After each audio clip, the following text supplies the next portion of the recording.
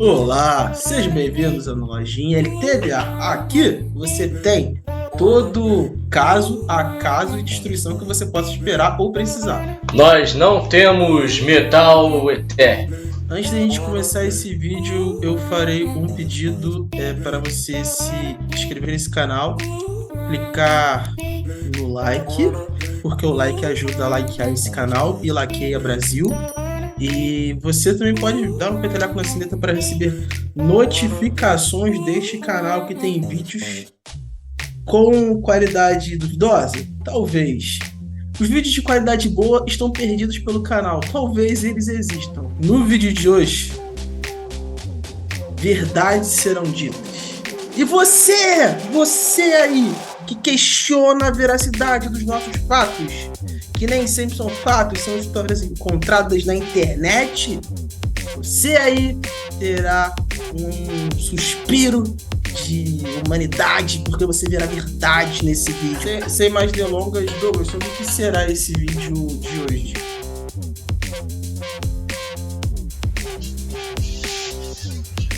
Zoom no rosto, e aí o nome aparece na tela, subentendido, entendeu?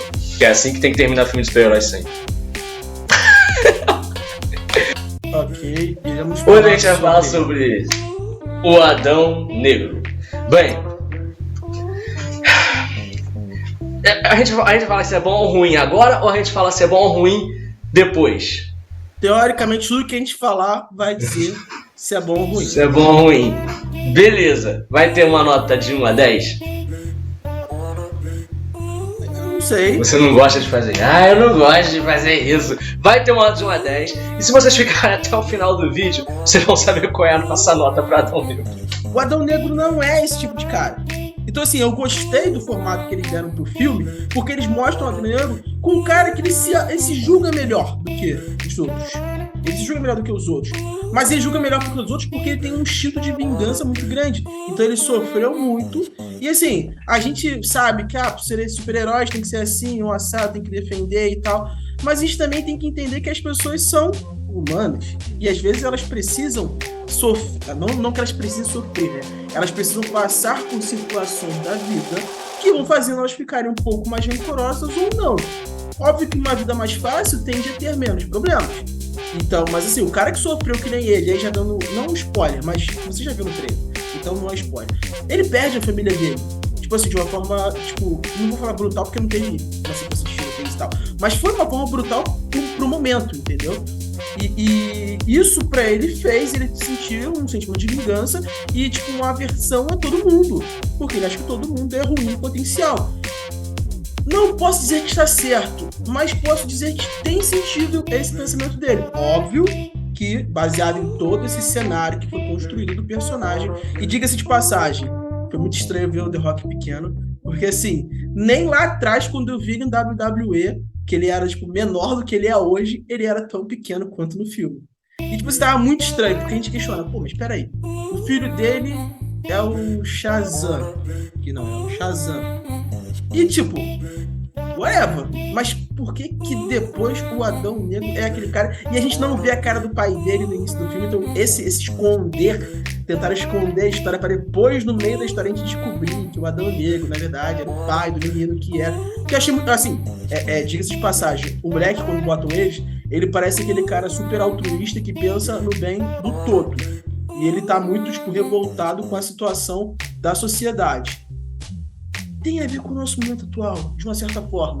Ele não quer se intitular Salvador, mas ele quer ser o agente da mudança, onde o povo perceba que ele tem poder, sim, para alterar as coisas. E ele não tem que ser só um mero espectador dos problemas da sociedade. Então, sim, esse filme tem uma ponta de veracidade e ele apresenta pra gente uma forma diferente de ver o que a gente vivencia hoje em dia. Esse filme, ele tem o melhor de um mundo e o pior de um mundo ao mesmo tempo. Esse filme, ele é um produto. Esse filme é um produto do meio. Ele é feito para os tempos que nós estamos vivendo, que é tipo situações que a gente tem que discutir na sociedade, sim, mas também situações que a gente tem que discutir na sociedade enquanto entretenimento, tipo o que a mídia está sofrendo. E O que a gente pode falar? A gente pode falar de cada personagem agora, tipo... Quem são esses personagens que estão nesse filme? Que tem personagens dos quadrinhos, personagens que é inventado pro filme. E eu, particularmente, gostei de todos. Tem gente falando que não gostou de alguns e eu gostei de todos. Você já sabia que o The Rock ia aparecer na série, que o The Rock ia ser o personagem principal. E você via aquela criança com características do The Rock.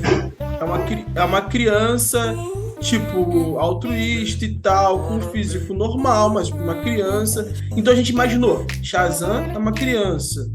O Adão Negro também vai ser uma criança. Só que o problema é que, teoricamente, uma criança, esse tom dele meio frustrado e assim, meio destruído pela vida, a gente entenderia que isso viria com um pouco mais de tempo, né? Tipo, uma vida de adulto, talvez, eu acho que fosse criando essa carcaça. Porque até a história do Billy mesmo, aí fazendo só esse paralelo rápido, a história do Billy mostra que Billy é uma criança que passou por inúmeros locais, que foi lá abandonada pela mãe. Então ele tinha uma carga emocional muito grande. Então faria sentido ele ser um pouco mais revoltado com o mundo em si, por tudo que ele passou. Mas nem disso ele é. Então assim, o Billy é uma criança que tem, sei lá, os seus 12, 13 anos, que sofreu, mas que ele não fica remoendo esse sofrer dele. Ele fica remoendo o fato da mãe dele ter... Ele entende que a mãe dele se perdeu dele, não que ele foi abandonado. No caso do Adão Negro, ele tem muito mais uma parada de rancor dentro dele. Então a gente fica tentando imaginar em que momento ele transformou essa criança altruísta em uma criança, tipo, rancorosa. Como a sociedade, por mais que o tempo passe, ela não muda. Ela não muda. As pessoas elas são dizimadas, as pessoas elas são subjugadas por armas que colocam ela lá atrás no final da fila da sociedade. Elas estão no lixo. Ela mostra o povo dele sendo subjugado e sendo colocado abaixo de tudo porque eles não mereciam ter direito à voz. E assim, isso mostra lá no passado, quando eles ficam trabalhando nas minas lá para achar minérios para os ricos, e quando aparece o futuro, onde uma gangue... E assim, isso é um questionamento que é feito no filme que eu acho muito maneiro, que é aquele que os revoltados, eles questionam o fato de terem sido subjugados por um grupo e nunca os super-heróis, que a gente sabe, nessa história é dito que todos eles existem, Batman, Super-Homem, Mulher Maravilha, Aquaman, todo mundo existe, mas eles nunca foram defender lá. Então, um dos questionamentos é: vocês defendem o que te interessa. Você defende o que as pessoas estão vendo. Mas o que não é visto? Como é que fica? Então, assim, esse filme é uma construção muito boa. Ah, porra, o filme tem isso, o filme tem aquilo, o filme tem erro de continuidade, o filme tem... Cara, ótimo. Você não vai achar um filme perfeito. Ele nunca vai agradar gregos e troianos. Isso é um fato. Isso é um fato.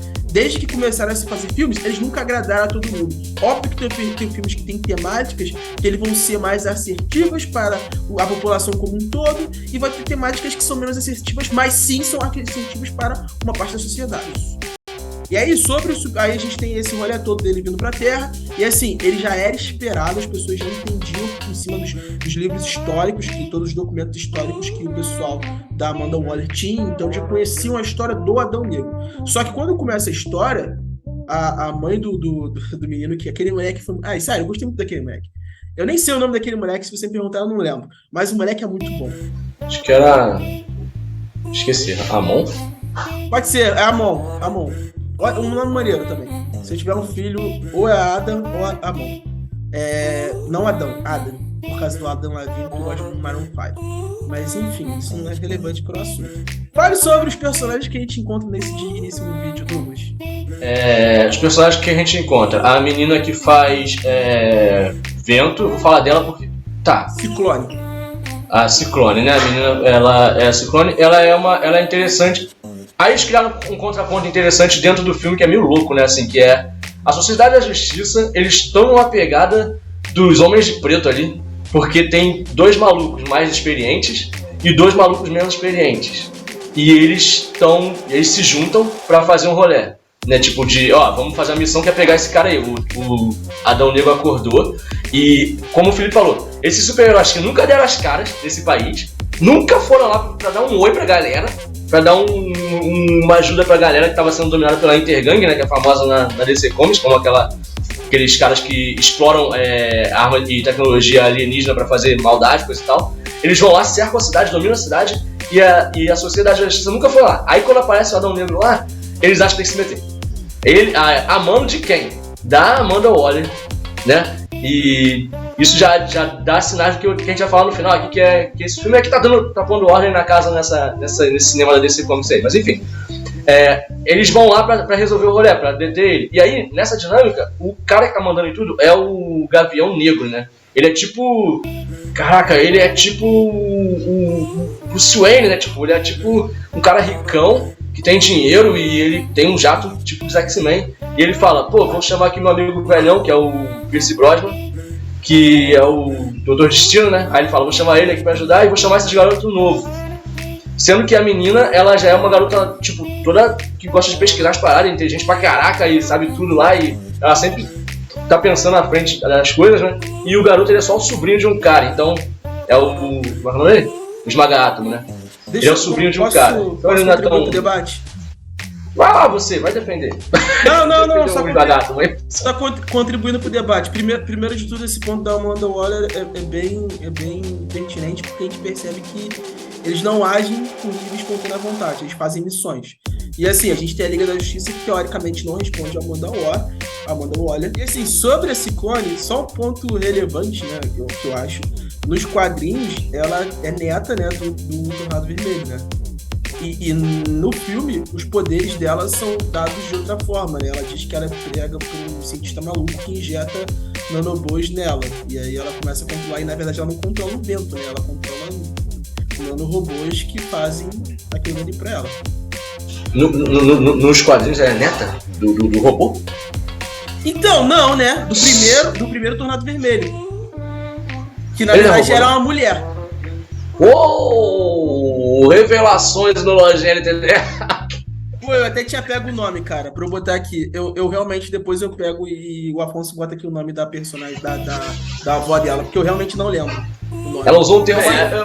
Você falou, então a gente tem a Sociedade de Justiça, Gavião Negro, Ciclone, Esmaga-Átomo e o Doutor Destino. Assim, sobre o Esmaga-Átomo, cara, eu gostei do tom dele meio bobão, meio lerdo, mas um cara que parece ter um coração muito grande. Tipo assim, seja realista, ele é a gente no rolê. Ele é a verdade, esse personagem. Eu não sei se ele é a gente no rolê, cara. Eu acho que ele é muito bom, cara. Eu acho que aquele cara é bonzão. Não bonzão ele é a gente, sabe por quê?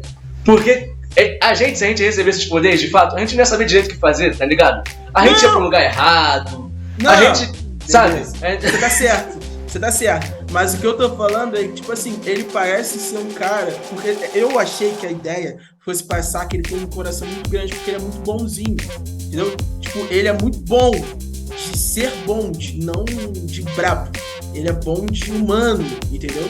O coração dele é muito grande, que sai do peito, ele cresce e tal. Eu achei que fosse essa associação, porque você vê todas as falas dele, até no final do filme ele tem uma fala muito boa, muito bonitinha, porque ele sente essa ligação com as pessoas, e ele cria essa parada, até com o Gavião Negro, que é um cara que, tipo assim, é totalmente oposto a ele, que é o cara mais brabo de rabugento.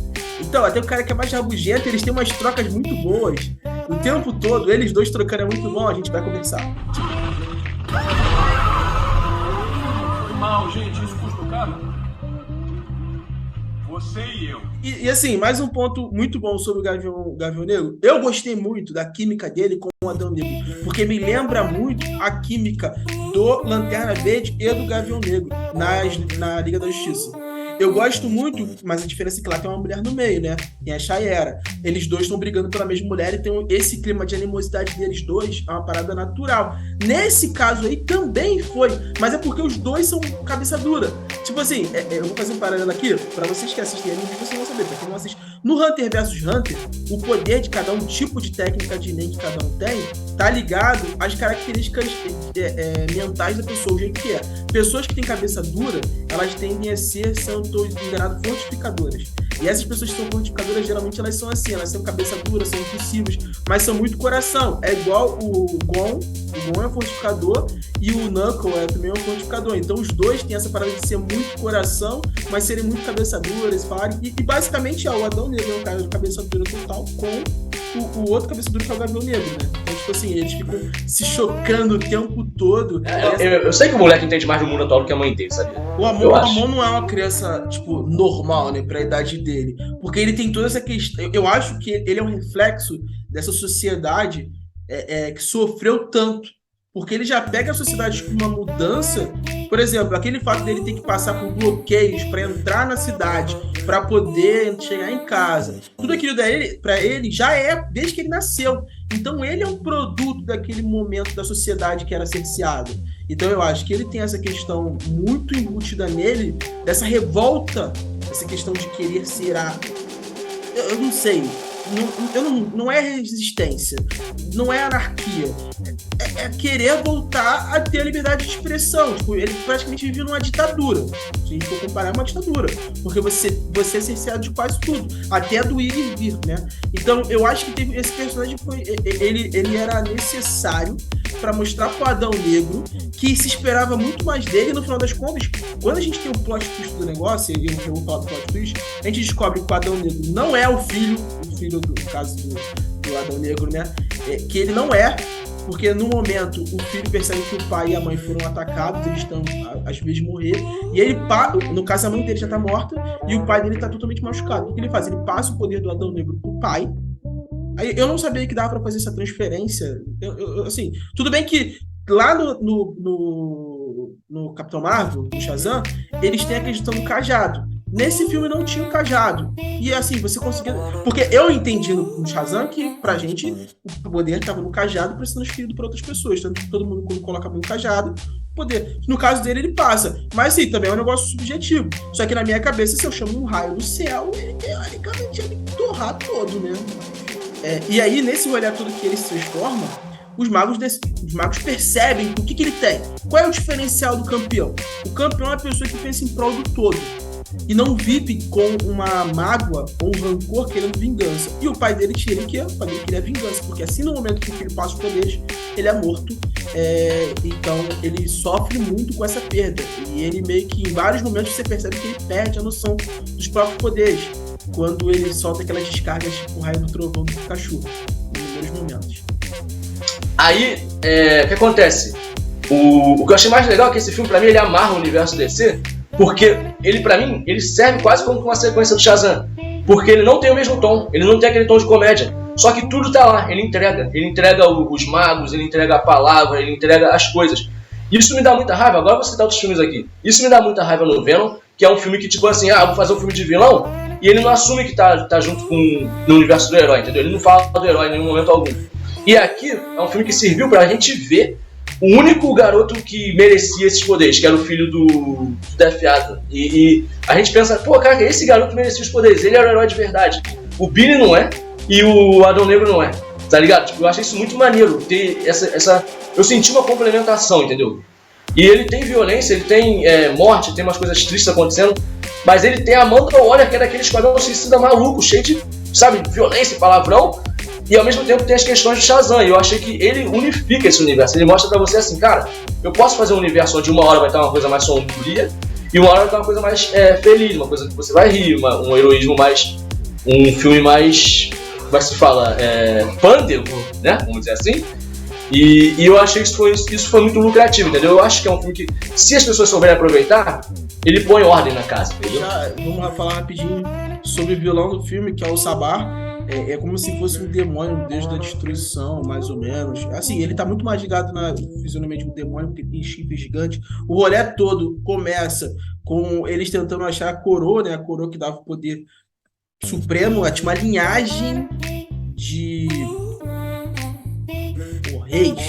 Eu não sei, aquilo ali não parecia ser um rei, parecia ser um déspota, enfim, que tinha uma parada toda ideológica, tinha umas marcações e tal, e aí o Adão Negro mata todo mundo por conta disso, e no futuro a gente descobre que ainda tem um remanescente dessa linhagem, e esse cara, ele consegue se apoderar da coroa, que é o que daria o poder supremo, essa ligação máxima, com eles que são tipo deuses feiticeiros, enfim, e aí o Sabar aparece e ele é o deus da destruição, ele quer tomar o trono, e ele consegue tomar o trono, e a gente percebe que ele é pura destruição na real. E ele acha que é assim que ele vai ter que... A gente viveu uma vida, tipo, subjugada. Temos que destruir tudo e mandar todo mundo. Uma das coisas que eu achei magnífica, assim, sua opinião que tá aí pode ser diferente da minha, eu aceito e ponto final. Ninguém tá certo. Cara, a caracterização, todos os detalhes do Sabá, pra mim, foram fabulosos. Melhor até do que o Hades da Mulher Maravilha. Posso estar fazendo algo que merecia? Para algumas pessoas sim, mas para mim não. Mas eu adorei a riqueza de detalhes daquele personagem. A questão dos chifres para caracterizar um demônio foi muito bem feita. E os chifres com as características diferenciadas, né? Que ele vai, volta e sobe. A questão das marcas no peito, que eles fizeram questão de botar elas reluzentes o tempo todo. A questão do rosto, por mais que seja uma computação gráfica, eu achei muito realista. A questão da barba, dos traços, dos olhos, eu achei fabuloso. Assim, se eu tivesse que falar qual é o vilão de filme, é porque o Thanos foi muito característico, mas eu ainda acho que o Thanos não é tão realista como o Sabá. Cara, eu juro pra você, pra mim acho que ficou mais perfeito, assim, de tudo que eu vi dos universos. Óbvio que vai ter personagens que não usam tanta computação gráfica, e ele basicamente computação gráfica e maquiagem, mas eu achei fabuloso. Algo mais, aí assim, luta maneira, a gente já falou que esse vídeo aqui é spoiler. A gente sabia que alguém ia morrer, no final era... Cara, eu acho que o Senhor Destino, o Doutor Destino, ele cometeu um certo equívoco, porque ele viu um futuro onde o Gavião Negro morria, e na verdade quem morreu foi uma imagem, só que a gente não pode bater no martelo e falar, era isso. Então, tipo assim, é o universo das possibilidades, né? Quando você prevê o futuro e você modifica o futuro. Então, talvez ele poderia não ter morrido, mas... Enfim, a gente sabe também que o Senhor Destino é um fardo. Caraca, eu sinto o Senhor Destino. Doutor Destino, ele é um fardo que quem tá usando tem que carregar. Tanto que a primeira aparição dele fala, né, que ele tem momentos que ele some, que ele apaga e fica apagado. Então, eu acho que por ser uma entidade, uma vida muito longa, eu acho que pra ele, o fardo dele viver, e ele fala sobre isso, o fardo de viver foi algo muito difícil pra ele, e teoricamente a morte seria um benefício. Tem uma cifragem sobre o Sabá, mesmo ele sendo genérico, é que ele é a personificação dessa ditadura. Eu acho por isso que eu gostei tanto, porque na verdade ele não tinha muito o que fazer para se tornar o vilão. O cenário já estava construído, onde os ricos estão acima dos pobres, você entendeu? Eu acho que o cenário do vilão, o vilão não era, ele foi só a personificação, mas o cenário vilão é a segregação das pessoas. E o que ele faz? Ele traz um cara que é rico, que teoricamente está na posição de rico, e cria essa definição de sentar no trono. Quem sentava no trono? Eram os reis. Entendeu? Eu acho que essa questão é mostrar só, ele só foi uma personificação, mas em si o trono era aquela denominação de estar acima de todos. E ele só foi a personificação disso. Eu gostei muito da caracterização, beleza? Você falou que os outros são muito ruins e tal. Eu achei muito bem feito. E não porque os outros eram ruins, sim porque foi bem feito, mas aí é opinião, como a gente falou nisso. Mas eu acho que ele tem muita relevância, não pelo que ele faz ou o que ele fala, e sim pela posição que ele tá. Porque aquela parada de sentar no trono e ver aquela luz do céu e tal, eu acho que é muito apropriado pro cenário que se concluiu. E esse a gente pode criar um paralelo onde a ditadura no Brasil era uma pessoa acima de todas as outras mandando. Então, assim, por isso que pra mim faz todo sentido. Por isso que pra mim foi tão relevante esse filme. E eu reforço. Você não achar que ele é o melhor, não quer dizer que você tá errado ou que eu tô certo. E sim que a sua opinião foi diferente da minha, a sua visão foi diferente da minha, entendeu? Principalmente ali, pra caminhar pro golpe final do Adão Negro, que quando eu vi no cinema, eu falei, eu acho que esse filme foi feito pra um amigo meu. Porque o jeito que ele é destruído no final, eu falei assim, nossa, esse filme foi feito de Felipe. Aí, ó, agora eu vou te falar uma parada que a gente diverge.